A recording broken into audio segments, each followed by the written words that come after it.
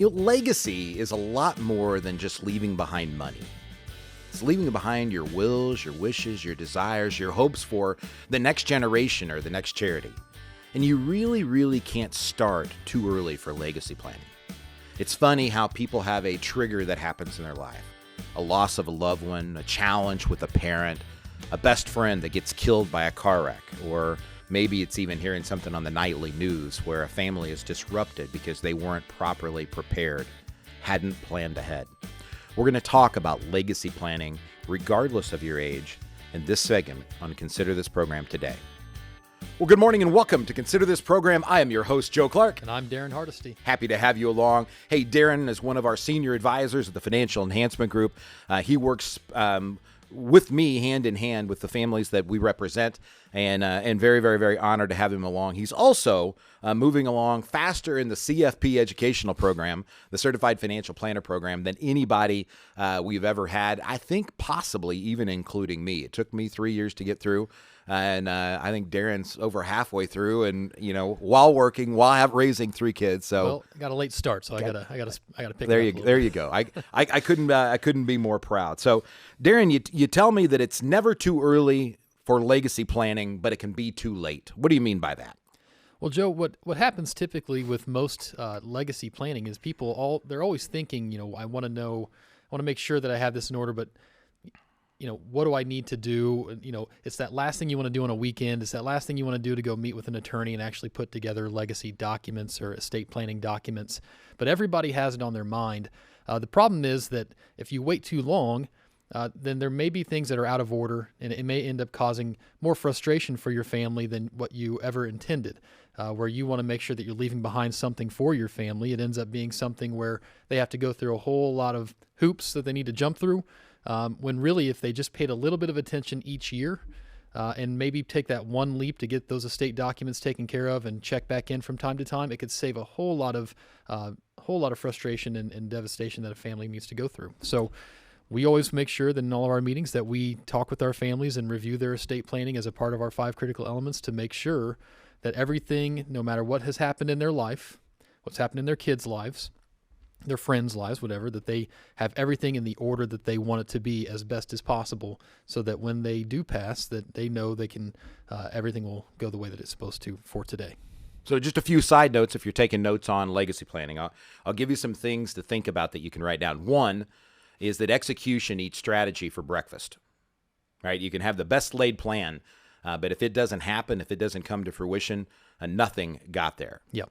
The enemy of execution is perfection, right? Over the last 34 years, if you only knew the number of people who've been in my office where I sit down and laid out a perfectly workable estate plan for what they said they wanted and needed, and they just couldn't come up with, I want the right person for this role, or who gets the china, or some tertiary issue that really can offset the meat and taters of what needs to be in that legacy plan. You're right. You really have to be there. And I know, folks, a lot of you that are listening to this are a little put off by that.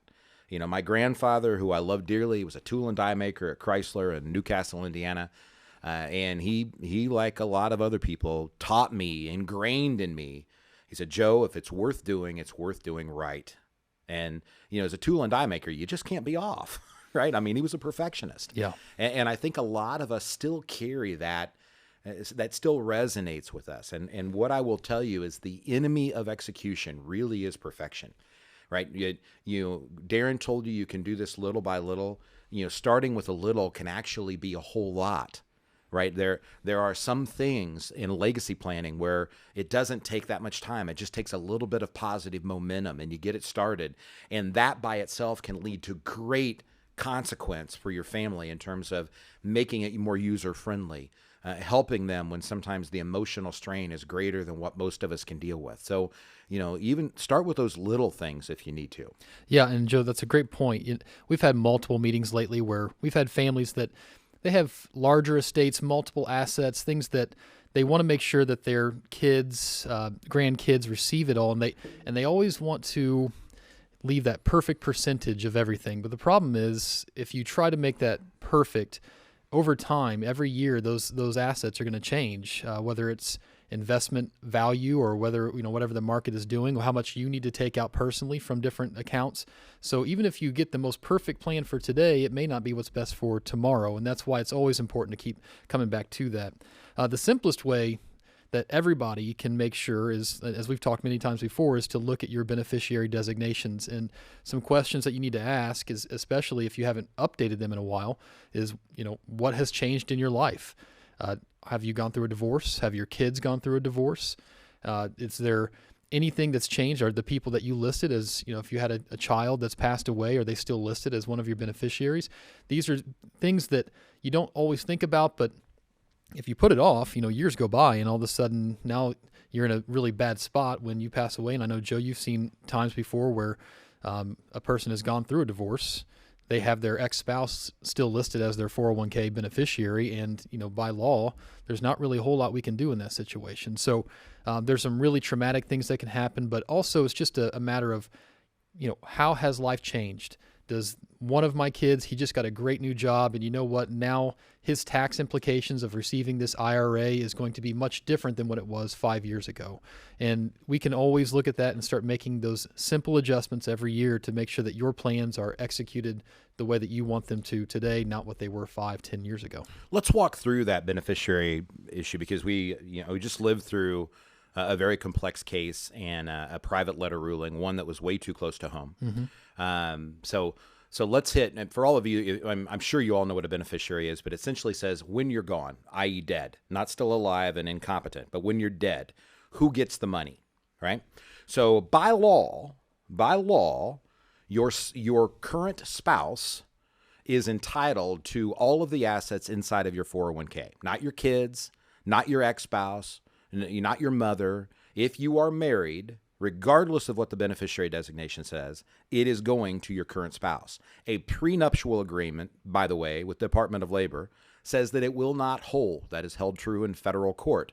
So don't try that one. This is one of the few times where you can have a post-nuptial agreement, i.e. the pastor said you can kiss your bride. You can now form an agreement now that you're legally married where you can remove the spouse off of the document.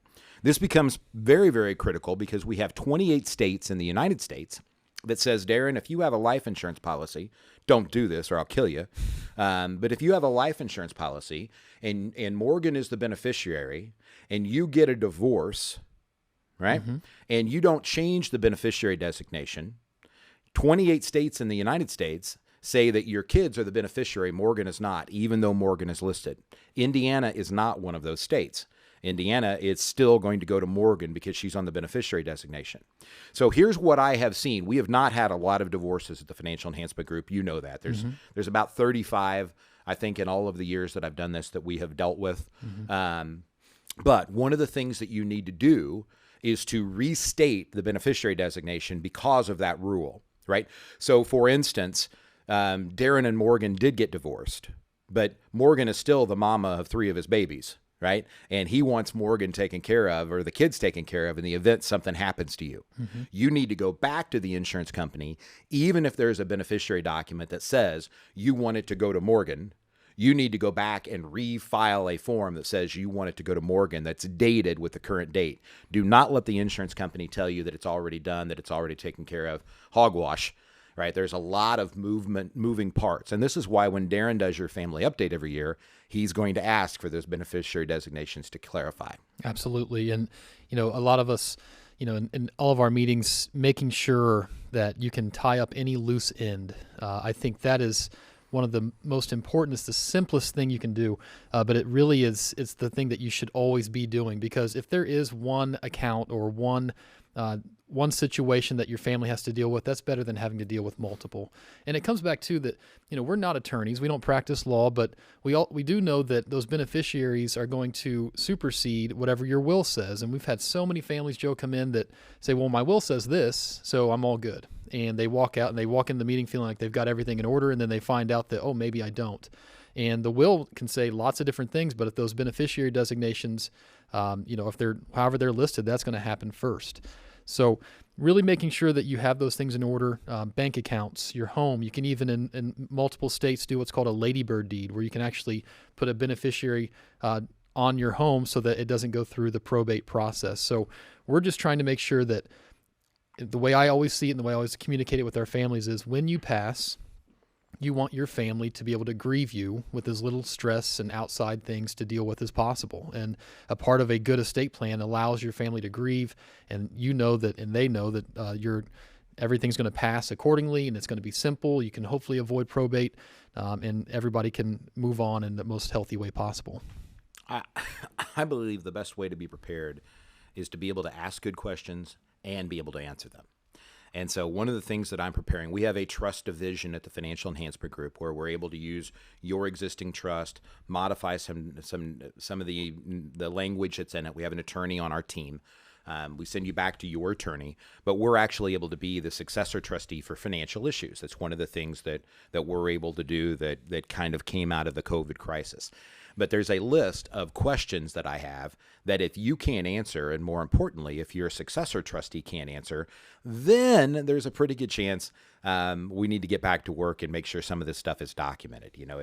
And they're not fun questions sometimes. Other times they're pretty fun, right? Who do you want to get the family shotgun, right? Remember the time you did this? I've got a whole family that's got a whole thing over a slot machine that they used to play every Thanksgiving and every Christmas, as a family with great memories. And here's how they're going to decide who gets the single slot machine. And they're going to play one last game, and it's written into the document. I mean, you can do great stuff and have fun with this. Just make sure you get it done.